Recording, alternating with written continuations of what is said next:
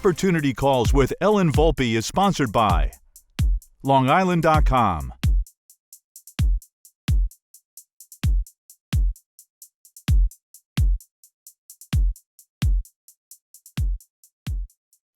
I'm joined today by Chad Blecker, owner of New Jersey Home Modification Services. Chad, thank you very much for joining me today. Thanks so much, Bob. It's great to be here. How did your family business history lead you to develop this new venture, New Jersey Home Modification Services? Let me start by telling you guys a little bit about my mom. It sounds like a story of despair, but it's not. This is a story of hope. So when my mother was 43 years old, she was deemed terminally ill. Okay, she had heart disease, blood disease. They gave her 3 to 6 months to live. And my mom, she lived for 7 years. She was on borrowed time. It was fabulous to have her for that long. But my family ended up being the recipient of home care and hospice. And we understood what it was like to go through something like that. The reason why that's so important is it shifted my entire family's trajectory. My father, at that time, he'd been separated from my mom for many, many years. But my grandmother, his mother, was also sick as well. And he started looking for options and home care options. And he ended up finding all kinds of businesses to buy, franchise opportunities. And he ended up opening up Seniors in Place 20 years ago. And when that happened, my sister jumped right in with him, and then my brother, and then I did as well. And for the last 14 years, I've spent that time owning and operating Seniors in Place with my family and providing home care for thousands of seniors. Prior to my mom getting sick, I owned an architectural millwork company for the first 13 years of my career. And I did a tremendous amount of project management and things of that nature. And what I've done in the last 6 months is I've merged both of my loves, both of my passions, my passion to help people with seniors, and also my passion to build. And what I did was I opened up New Jersey Home Modification Services right next to my family in the very same vertical together with their blessing. And we've expanded our footprint as a family on how many people that we can help.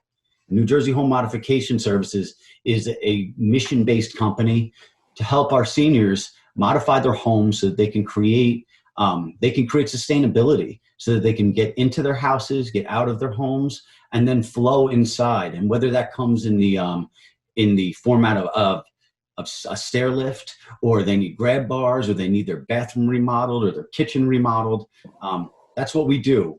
We create safe spaces for our older adults. And a whole nother demographic I didn't even touch on yet is all the people with special needs that I'm able to help now as well. One of the things that you and I have spoken about is that you do the modification, but you can, for lack of a better word, unmodify what you do in a home so that it comes back to what it originally was. Can you expand on that a little bit, please? Definitely. As a matter of fact, that's a great point. So sometimes we have two different kinds of needs that we see. One of them is permanent, and one's a temporary need. And so to your point, I think the best way to explain it is with a story. I had a patient who was moving back to their daughter's house. And in this situation, she knew that her mom was only going to be with her a certain amount of time until she rehabbed and got stronger and was able to go back to her place. And they did. They needed a stair lift, they needed ramps and things of that nature. And her big concern was, I don't want to change my entire house, permanently. And what was neat about that is it really wasn't a permanent fix. We were able to put the lifts in, put a ramp in, and then when that wasn't necessary anymore, it came right out, 1, 2, 3, and we were able to make the house look as if it was never modified in the first place. That's very cool. Very cool. I think it's an important point. Chad, when is the right time for someone to engage your services? That's another great question. What I'll answer that like this. Anytime that you even have a thought that something's amiss, or that someone in your home or your family member has anything that's going to be dangerous, call me. We can talk about it. We can discuss what options are available. Sometimes it's really inexpensive, simple things you can do. But engaging me right away before an accident happens is really critical. And we all know what that moment is. When you're standing at the top of the steps and you're a little bit older and you're holding a laundry basket in your hands and you have that little moment, that little thought, I could fall. That little bit of doubt, that's all you need. So give me a call right then and there, and we'll discuss how we can get your laundry, your laundry machine's upstairs somewhere that's a little bit more conducive for you. And once they contact you, what is the process after contact? There's a couple different permutations to that. Sometimes I'll go directly into someone's home and we'll assess the house based on a conversation. Other times we have people that are in rehabs or in hospitals and they don't know what they need. And in that situation, what I'll do is I'll talk to their medical professionals and we'll find out exactly what their conditions are and what that condition is going to look like in 6 months, in a year, so that I can evaluate the home in a very meaningful way, and we can plan specifically for that person's conditions and the possibility of that condition declining. Another big challenge that people face is not only the obstacles, but one of the obstacles being cost. It's something that concerns everyone because they don't have any idea what this cost can be. And along those lines, does insurance cover the cost of these modifications? Yes. So that's another reason why people want to contact me right away, because there are insurances that pay, but there's caveats to all of it. If you have long-term care insurance, for instance, long-term care insurance will have a nice benefit and you've paid into it for a long time, and it will pay for care options, but it also pays for home modifications. But the caveat is most policies, they'll pay one time. So when you get involved with a home modification company, you want to make sure that you understand what insurances are there, because if we were to put in minor fixes and in 6 months or in a year, your needs are greater and you need to spend more money. For instance, if you were to put in, I have a gentleman who has Parkinson's right now, and he ambulates very well, and he could do very well with just a second banister because he still has the upper body strength to pull himself up the steps. And it's safe right this moment, but it's not going to be in 6 months or in a year from now. He has a long-term care insurance policy that will pay for a stair lift. So we could have put in a banister for an extra few $100s, or the insurance company could have paid for the cost of the lift. He was approved for the lift. We put the lift in, and the insurance company paid for the cost. That's a great example of why we speak about it before we just go in and modify the home. One thing that I think that in the back of people's minds, they want to know, why do I have to hire Chad in New Jersey home modification? Why can't I just call my contractor? What's the difference? So contractors can be fabulous at what they do, and they can be incredible builders and do a heck of a job on your home and really create a beautiful space for you. They're not equipment specialists like myself and my team. And they're also not going to know exactly what your loved one needs. They specialize in the construction end of things, which is wonderful. I specialize on the special needs end of things. Chad, you're a dynamic member of the ABA Business Development Organization. How has networking helped you develop your business and your life skills? I'm a consummate networker. The ABA is fabulous. So many quality people that I've met through the ABA. And what's very interesting is, especially during this time, it's become very difficult to network and to market my company. And I think a lot of people are feeling those stressors. And the ABA has done things to keep us engaged with each other and to keep driving business between each other. It's been an invaluable experience for me. The people that I've met have become friends. And at the end of the day, I want to work with the same people whose ethical and moral compasses point in the same direction as mine. And the ABA creates exactly that platform. Chad, thank you for joining me today. Bob, thank you for everything. Thanks for having me today. Opportunity Calls with Ellen Volpe is presented by ABA American Business Associates. To learn more about ABA, visit aba-ny.com. I'm pleased to welcome a true leader in the New Jersey legal community, Deena Rosendahl. Deena is a partner at Kaufman, Semeraro, and Leibman, a full-service law firm. Deena, thank you for joining me today. Hi, Bob. Thanks for having me. Tell us a little bit about your firm. Sure. Thank you. We are a full-service law firm. We have 2 office locations, one in Bergen County, one in Morris County. But we do serve all public and private entities as well as individuals throughout the state of New Jersey, as well as New York City and parts of New York State.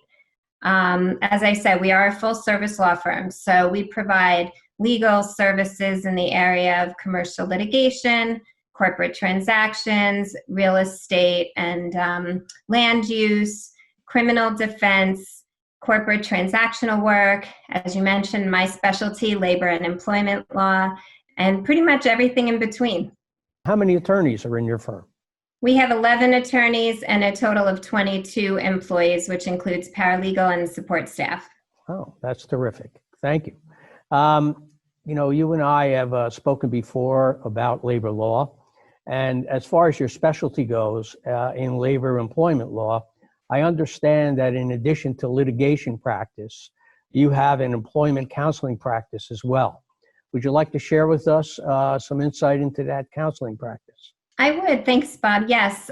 So our labor and employment counseling, we really service two distinct groups of employers. We service large-scale employers who have a full and robust internal HR department. And for them, we're really providing that second line of defense. Their internal HR department is their first line of defense and have a good, solid understanding, generally speaking, of the labor and employment laws. And they're seeking legal counsel to just, do like a second set of eyes for them, make sure that what they're doing is legally compliant. So we are that second line of defense for those employers. My sweet spot is providing that service, though, to small and mid-sized businesses who typically don't have that robust, fully built-out HR department. And for those clients, we're doing everything. We are, reviewing their interview questions, creating their interview questions. We're preparing offer letters, employment policies and procedures. We are counseling them day to day on HR employment-related matters, from how to discipline an employee, how to respond to an employee who is calling out sick and doesn't have any sick days left, helping them walk through all the various leave requirements, right up through any separation of employment. So for that smaller to mid-sized business, we're serving a much larger role, but in both capacities, we are, providing the legal compliant things for employers. It's quite a service that you're providing. Is this unique to your firm? It is. It's something that we didn't always do. We were labor and employment litigators. We represented clients. And throughout the years, as litigation, as we've all seen, has been on the rise, I started noticing an absence in this area, that employers tended to contact their legal counsel after they had a problem. So they were being very reactive. At that point, we were embroiled in litigation. So all we could do is defend the situation, but we couldn't change what happened. We couldn't change the facts. And from that was born this counseling practice, letting our clients and employers at large know that there's a better way to do things. And, you should not just come to your legal counsel after an action has been taken, but rather get in the habit of bringing that employment counsel in with your HR department at the time decisions are being made, and make a strategic decision as an entire team. And it's really been a wonderful side of our practice. We have seen many employers reduce their cost of litigation as a result of it. So we're very proud of that area of our firm. Yeah, that's very interesting. And thank you for sharing that. I'm sure it's valuable information to a lot of our viewers. During this COVID-19 pandemic, what has been the biggest challenge you see employers having? So many. Here in the tri-state area, as we all know, Governor Murphy, Governor Cuomo, they're constantly issuing new executive orders, which has been changing the way businesses can operate. And staying abreast of those orders has been really a challenge for employers. Media coverage has been, for the most part, really good, but not every executive order gets publicized. So we stay on top of it. We are sending out alerts constantly to our clients, letting them know. It's been challenging, but quite successful too. We haven't had any missteps yet. So that's where we're at. Deena, what challenges do you see post-pandemic for employers in dealing with the various changes in employment law? Yeah, that's a good question. I see two major challenges. The first is when the pandemic is over, on the employer side, you'll feel like it's over and it's business as usual and we can get back to work. But for your employees, there may be lingering health problems that employers are going to have to deal with. So accommodations as a result of that is going to be one challenge. More leaves of absences as a result of that. The second is we have been working now in this new environment for a very long time. Some of us have been remote the whole time. Others have been coming in on a staggering schedule. This wasn't just a matter of weeks or even a couple of months. By the time things really are back to normal, we're going to be looking at having been working this way for well over a year. I think employers are going to have a challenge in managing employees' expectations and this new way of work. Yeah, it's going to be a very interesting landscape once we return to whatever normal is going to be, because, as you said, everything has changed. Deena, I know New York State requires anti-harassment training. I've heard rumblings that New Jersey is going to require the same. You're right. New York has this requirement. One thing I would want to mention, and it's important for our New York viewers to hear, is that even during the pandemic, New York has not relaxed this requirement. So the way we've pivoted in this environment, because the part of the New York requirement is that it be interactive. In a lot of cases, that meant live. It didn't have to be live, but a lot of us have been doing the live training. So we have pivoted and done this by Zoom live or pre-recorded with the ability to ask questions. So New York still has that requirement, and it's important that employers understand there has not been a pause on that given the current pandemic. Similar legislation has been sitting in New Jersey. Been passed. I do expect that it will. I think it's more a question of when, not if. I'd like to switch gears just a little bit and move to networking. And you've been a very active and valued member of the ABA for several years. Can you tell the audience how networking has helped you grow your business? Absolutely. And ABA has been very instrumental in that regard. As a professional, it's really been amusing to me how my clients will come to me for accounting questions, insurance questions, IT questions even. And I'm an attorney. These are not my areas of expertise, but I think when we're in a certain role with clients, they expect you to be a trusted advisor, and that encompasses many things. So ABA has given me that outreach of all of these areas, possible referrals that I can make for my clients. You never want to say to a client, gee, I don't know. Go ask somebody else, right? You want to remain that trusted advisor. And ABA has just been a wealth of information for me, phenomenal referrals that I can pass on to my clients, likewise to ABA members. You, Bob, have a knack of bringing in just the right people, and it's been a wonderful experience. Deena, thank you so much for talking to me today. Thank you, Bob. It's been a pleasure. You're watching Opportunity Calls with Ellen Volpe, presented by ABA, American Business Associates. To learn more about ABA, visit aba-ny.com. I'm joined today by Stephen Goldberg, Managing Partner of Sun Mergers and Acquisitions. Stephen, thank you very much for joining me today. Bob, thank you, and thanks for having me. It's really good to be here. It's a pleasure. I always look forward to speaking with you. And for our audience, could you please give us a nice overview of what Sun M&A is all about? Well, Sun M&A helps business owners of entrepreneurially owned, privately owned companies who are going through really one of the biggest transactions of their life, the sale of their business. And we help them with all aspects of the sale of their company. Most of these business owners, Bob, they've been in their business for 20, 30 years. They've never sold their business. This is a once in a lifetime situation. So we help them, we guide them in handling all facets of a transaction from inception to completion, and helping them through this life-changing transaction of selling their company. What are some of the steps that someone needs to take in order to prepare to sell their business?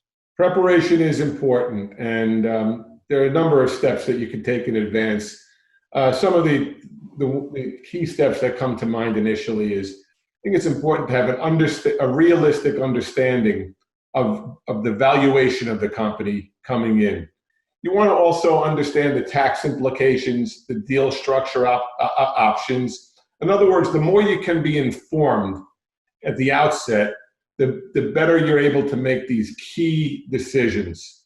Also, addressing potential deal killers up front before you get into the heat of a deal is important. And what do I mean by deal killers? If you're dealing with some potential litigation, environmental issues that you need to take care of, key contracts that you have to secure, being able to deal with that in advance, being able to address any key dependencies like contracts with key customers or employment agreements. One last thing I want to mention is really putting together the right team up front.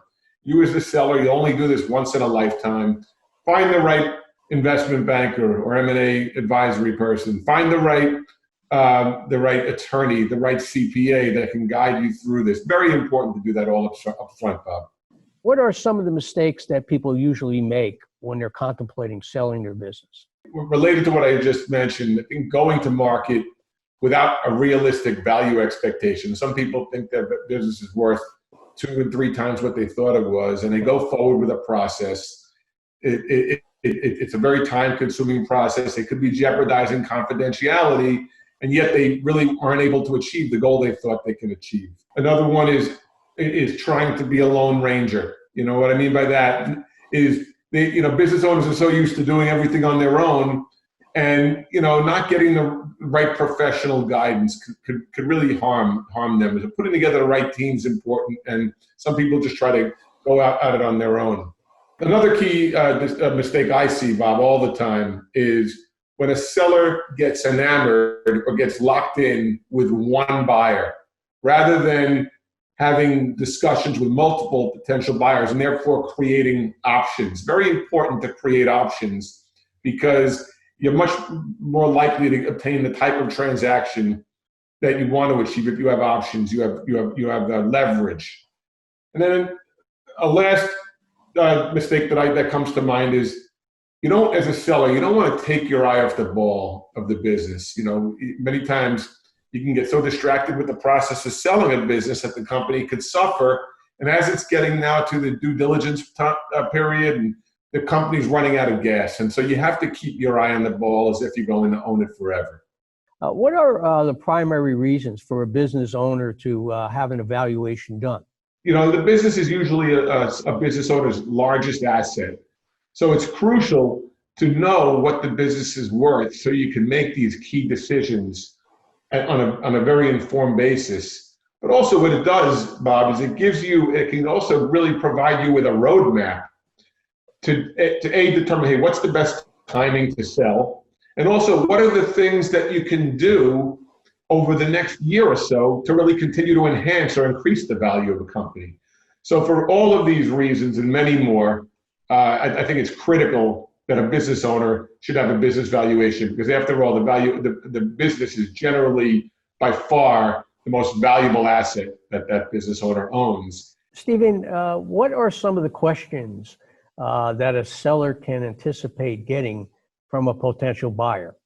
That's a good question, Bob. It's funny, we handle the sale of many businesses, yet you hear those same key questions over and over again. And it's a great question because as a seller, the more you can be prepared for these questions and know how to respond to them in the best way, how to address them is key. People are going to always ask you as a seller, hey, why are you selling? What's your reason for selling? They want to know, are you retiring? Especially when someone's younger, hey, why are you selling? They want to know that there's nothing behind it. There's nothing happening in the industry or happening with their business that they're running away from. Buyers will always want to know, will the customers remain with the company when you as the seller are no longer involved? Will there be a smooth transition? Is there any customer concentration that where any major customer is representing a huge portion of the business? Other things that I can think of are that they'll want to understand who are the key employees. Are there employment agreements in place? Is the revenue, has it been increasing or is it decreasing? And what are the reasons for this? What are the revenue projections over the next year or so? Another key one that we always hear, hey, what kind of growth opportunities, assuming we want to take it from point A to point B, what growth opportunities are there?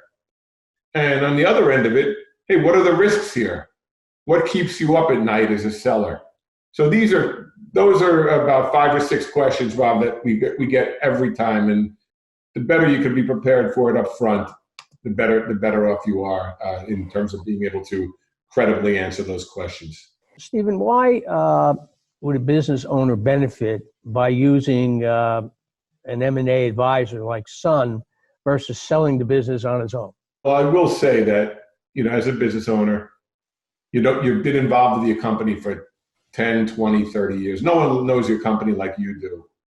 But most of the time, you've never sold a company before. So, and you don't want to experience a learning curve on something that you do only once where there's so much at stake.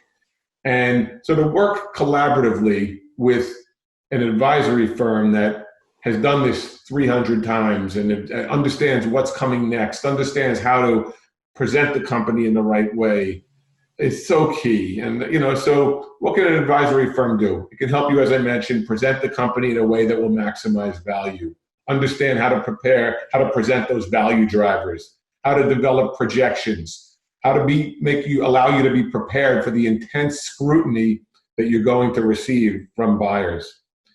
Another one is, identify strategic buyers and investment groups that will see the most value in the company.